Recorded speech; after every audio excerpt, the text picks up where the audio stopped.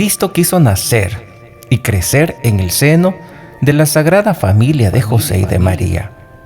La Iglesia no es otra cosa que la familia de Dios. Desde sus orígenes, el núcleo de la Iglesia estaba a menudo constituido por los que, con toda su casa, habían llegado a ser creyentes.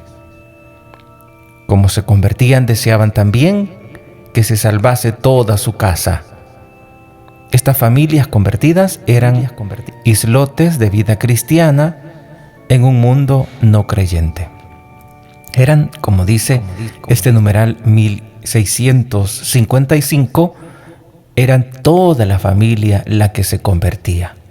Toda la familia la que llegaba a ser creyente. Por ejemplo, Hechos de los Apóstoles 18:8 dice: Crispo, el jefe de la sinagoga, creyó en el Señor con toda su familia. Así dice Hechos, capítulo 18, versículo 8. Toda su casa habían llegado a ser creyentes. Porque todos los de casa querían que se salvasen. Hechos 16:31 dice: le contestaron: cree en el Señor Jesús y te salvarás tú y tu familia. Te salvarás tú y tu familia. Cuando se convertían, las primeras comunidades, cuando se convertían, deseaban también que se salvase toda su casa. Hechos 11:14 también dice: Él te dirá palabras que traerá la salvación a ti y a tu casa. Es toda la familia.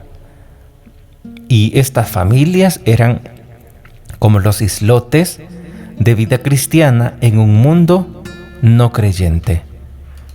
Y ahora también se repite esa misma realidad, que la familia debe de ser los faros para esta sociedad.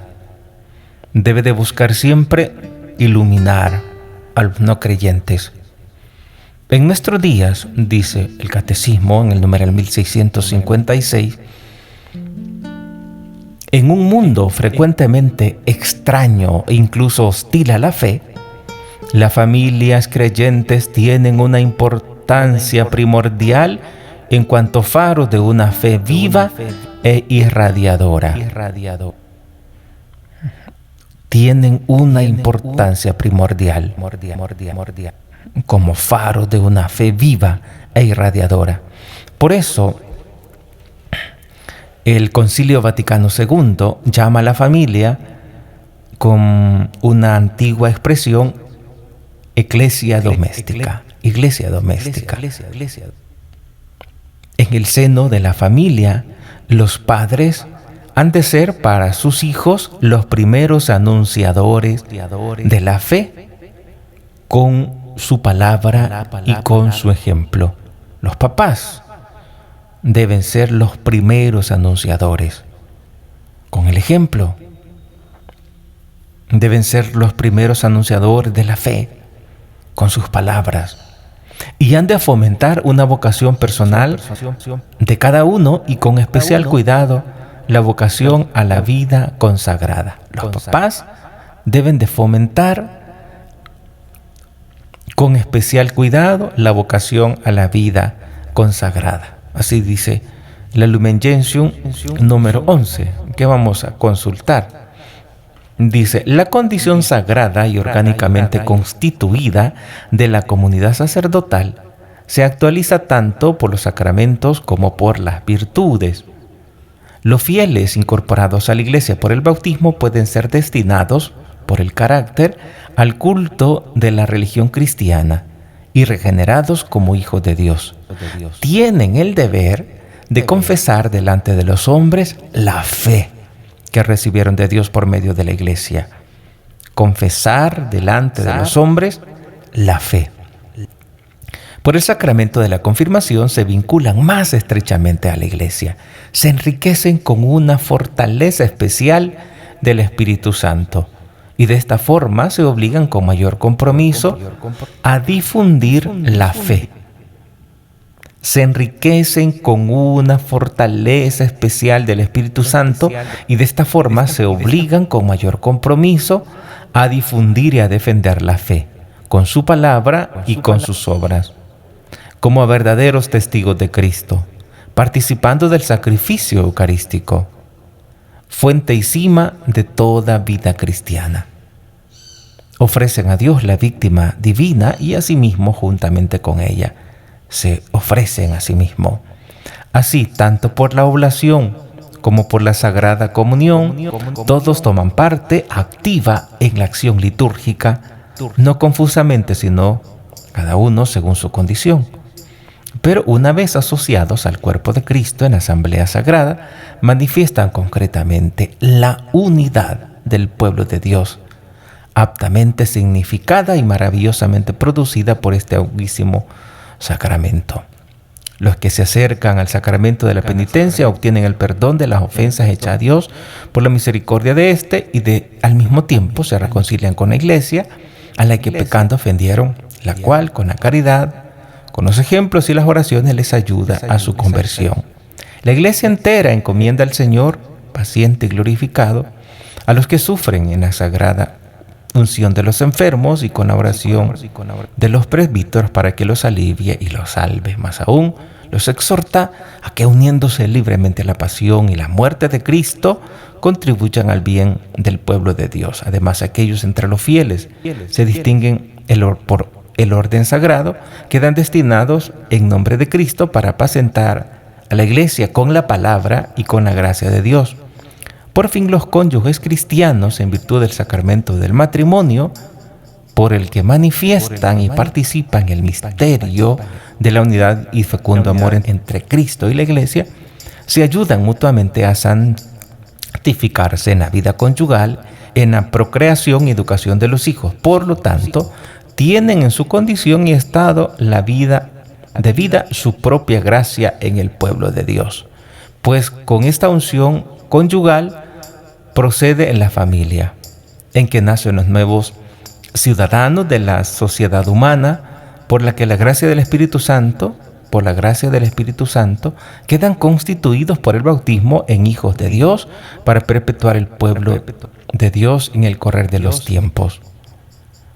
En esta, como iglesia doméstica, los padres han de ser para con sus hijos los primeros predicadores de la fe, lo que cita el catecismo, los primeros educadores de la fe.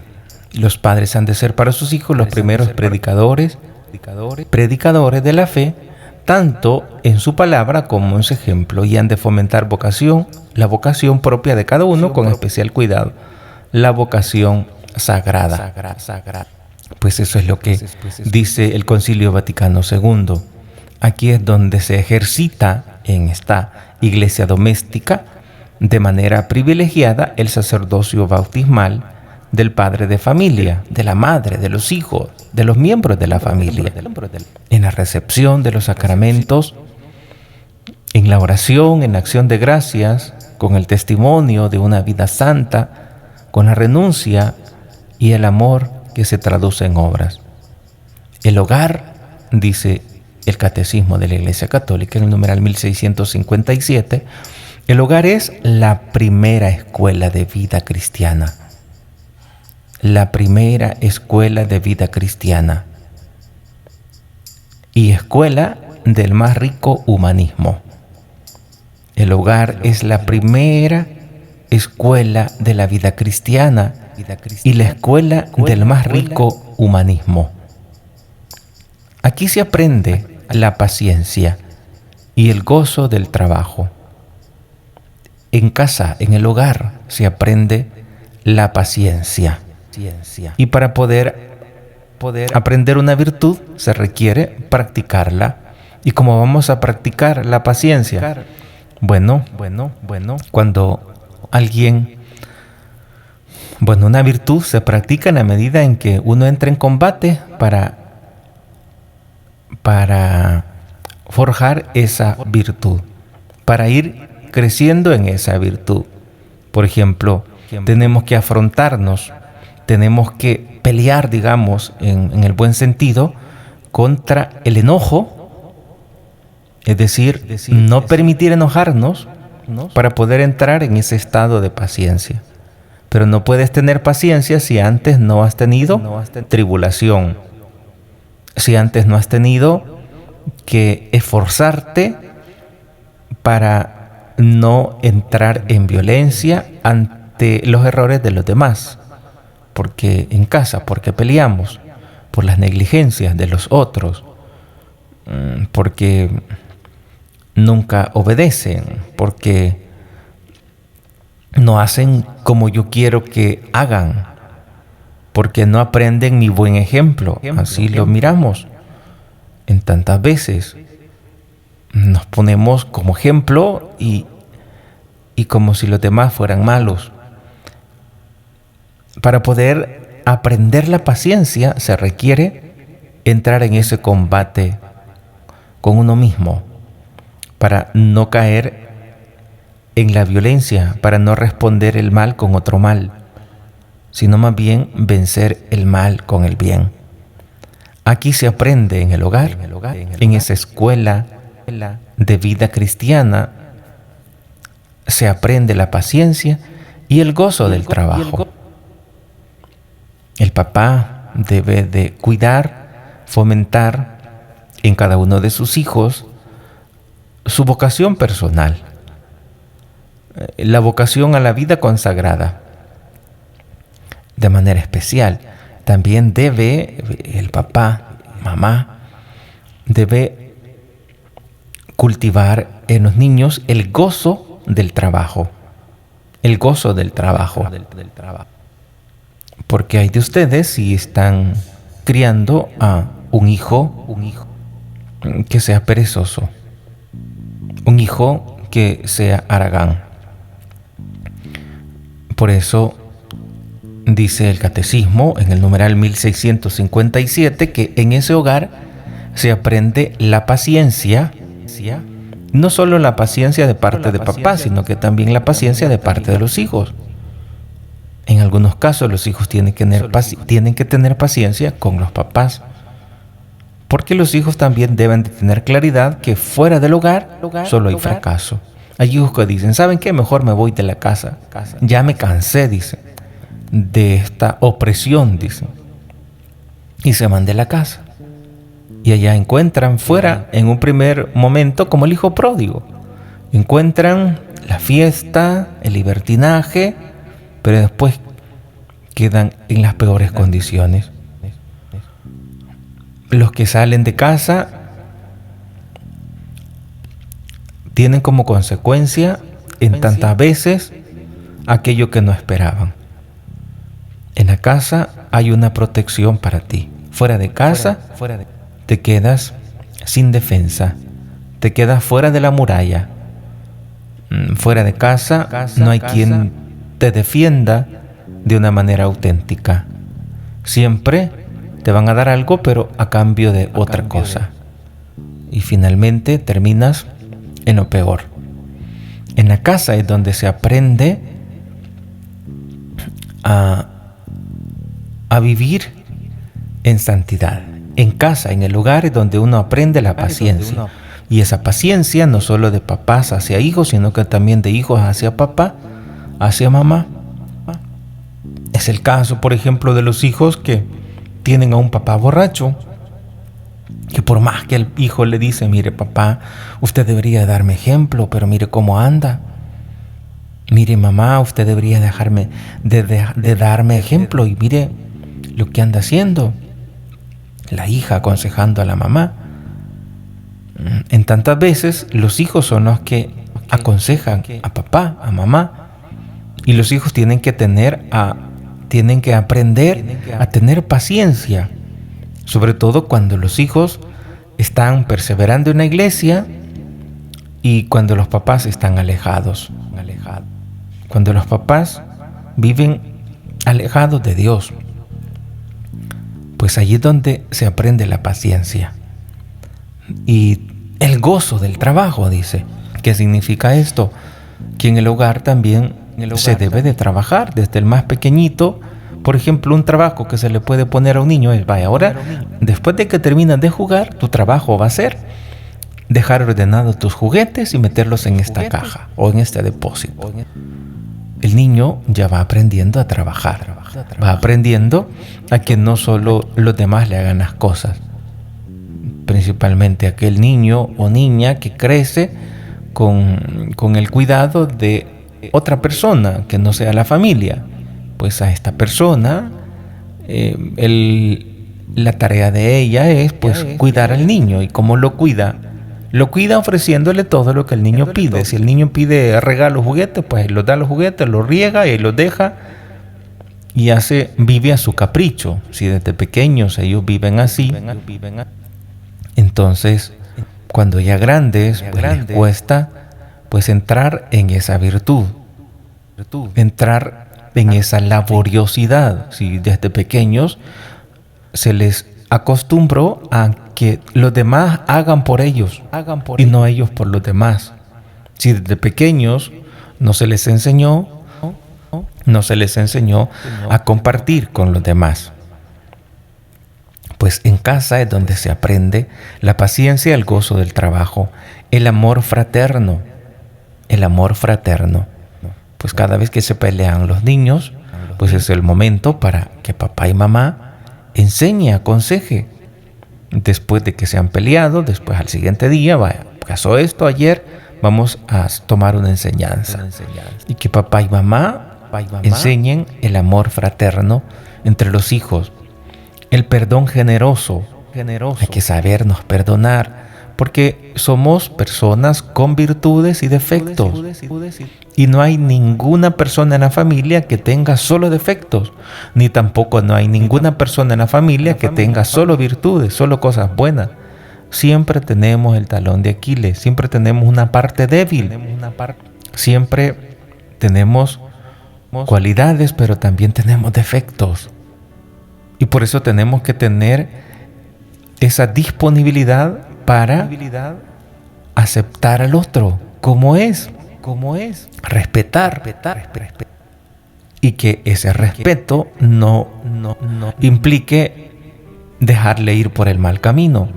Tenemos que aprender a corregirnos fraternalmente, de modo que todos vayamos por el camino correcto. No es fácil, porque si una persona corrige a la otra en casa, la otra persona también le saca sus defectos, y en lugar de llevar a la paz, a una reflexión, se lleva a una pelea. ¿Y vos quién sos para que me digas eso? Si vos mirás que esto y lo otro y lo otro y lo otro. Y comienzan a pelearse. Pero es que el hogar es la primera escuela. Y es ahí donde vamos a aprender a comprendernos mutuamente. Hasta que uno es viejo, hasta entonces uno aprende a descubrir que también uno tiene errores. Cuando uno es joven, uno piensa que el error es los otros, que yo no tengo errores, o que sí los tengo, pero son poquito. Y le echamos la culpa siempre a los demás. Pero ante lo malo que puedan hacer los que viven en casa, aprendamos a cultivar el perdón generoso. Es allí donde tenemos que forjar el perdón generoso, como dice el Catecismo de la Iglesia Católica en el numeral 1557. Entonces ahí tenemos que esforzarnos a aprender el amor fraterno, el perdón generoso, incluso reiterado. Es decir, volver a repetir, es decir, volver a perdonar. Y sobre todo el culto divino por medio de la oración y la ofrenda de su vida. Si nos ponemos a pensar en la familia de hoy, se aprende el culto divino por medio de la oración. Se ora actualmente en las familias. El mayor tiempo lo ocupan las redes sociales, en los hijos. En aquel tiempo la televisión, ahora el teléfono, las redes sociales, y no hay tiempo para orar. Y si mamá, papá propone orar y a los hijos grandes El problema es que si desde pequeños no se les enseñó a valorar el poder de la oración, la necesidad de orar en familia, cuando ya tienen el vicio del teléfono, de las redes sociales, ya es bien difícil. Es más, les molesta hasta que le llamen a comer. ¿Y por qué te molestamos? Es que usted cómo me llama, es que usted cómo me dice. Si te estoy llamando a comer, ni siquiera te estoy llamando a que hagas algo. Y vos por todo te enojas. Usted que solo regañándome pasa. Y hay personas que son así, de un temperamento tan, en el lenguaje popular de las redes le llaman tóxicos. Y tenemos que tener muy en cuenta que en la familia es donde tenemos que aprender la paciencia y tenemos que practicar el perdón reiterado y aprender a vivir como familia, aprender a vivir en oración. Dice el Catecismo de la Iglesia Católica que allí debemos aprender sobre todo el culto divino por medio de la oración y de la ofrenda de su vida. Tenemos que aprender que estamos aquí en la tierra para ofrendar nuestra vida. Es decir, no vivimos para que los otros nos hagan felices, sino para nosotros hacer felices a los demás.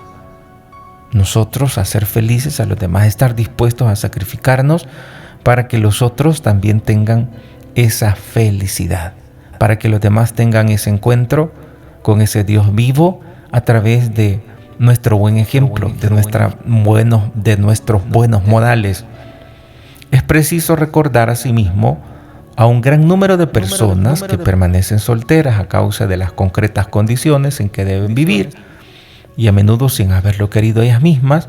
Estas personas se encuentran particularmente cercanas al corazón de Jesús y por ello merecen afecto y solicitud diligente de la Iglesia, particularmente de sus pastores. Muchas de ellas viven sin familia humana, con frecuencia a causa de condiciones de pobreza. Hay quienes viven su situación según el espíritu de la bienaventuranza, sirviendo a Dios y al prójimo de manera ejemplar. A todas ellas es preciso abrirles las puertas de los hogares, iglesia doméstica, y las puertas de la gran familia que es la Iglesia. Nadie se sienta sin familia en este mundo. La Iglesia es casa y familia de todos, especialmente para cuantos están fatigados y agobiados. Así dice el Catecismo en el numeral 1658. Me he encontrado con varias personas que me han dicho: Padre, yo no quiero quedarme sin hijos, no quiero vivir soltera. Pero el gran problema es que no encuentro con quién, porque todos quieren solamente sexo. Y yo quiero un hogar, yo quiero algo formal. Y es el problema en el que se encuentran ahora tantas señoritas que buscan la formalidad, que buscan vivir como Dios manda. Y cuando no encuentran como esa persona ideal, de pronto se quedan solas. Pero, dice nuestra doctrina, nadie se sienta sin familia en este mundo. La Iglesia es la casa y familia de todos, especialmente para cuantos están fatigados y agobiados. Y cuando los hijos ya están mayores y de pronto hasta los papás les dicen: mira, ¿y cuándo te vas a casar vos? Mira, ya tendrías que casarte, hombre. Si ya pasaste mucho tiempo aquí. Y los hijos se pueden hasta deprimir. Quizá algún papá, alguna mamá se lo dice en broma, pero quizá no es conveniente ni siquiera en broma decirlo, porque aunque papá y mamá lo esté diciendo en broma, pero el hijo lo va a tomar muy, muy en serio y se va a deprimir. Dice el Catecismo de la Iglesia Católica que estas personas se encuentran particularmente cercanas al corazón de Jesús y por ello merecen afecto. Por ello merecen afecto. Así dice: hay tantas mujeres que no se casaron, que viven solteras, viven su virginidad, porque nunca encontraron a la persona que ellas esperaban. Y por eso se quedaron así. Otras que se quedaron así porque realmente pues se sentían esa llamada y quisieron quedarse así. Y estas personas se encuentran particularmente cercanas al corazón de Jesús. Dice el numeral 1658, es preciso recordar asimismo a un gran número de personas que permanecen solteras a causa de las concretas condiciones en que deben vivir. Permanecen solteras. Hay otras personas que se quedaron así solteras porque, bueno, si me caso, ¿y quién va a cuidar a mi mamá? ¿Quién va a cuidar a mi papá?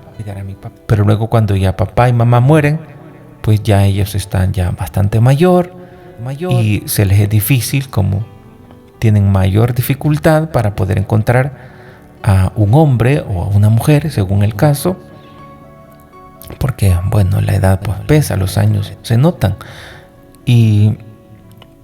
Pero qué buena razón para poder quedarse, como dice el numeral 1657, que en casa aprendemos a ofrendar nuestra vida. Y hay gente que ofrenda su vida, sacrifica su futura familia por cuidar a papá, por cuidar a mamá. Pues estas personas, como dice el numeral 1658, estas personas se encuentran particularmente cercanas al corazón de Jesús, porque por amor están como están, ese amor auténtico, pero también deben considerar que no deben darle lugar a la tristeza, a la soledad, que busquen siempre en el Señor su consuelo, porque dice la palabra de Dios en Mateo 11:28, vengan a mí los fatigados, los agobiados por la soledad, agobiados por los problemas de la familia. Allí encontramos en el Señor ese refugio para seguir adelante.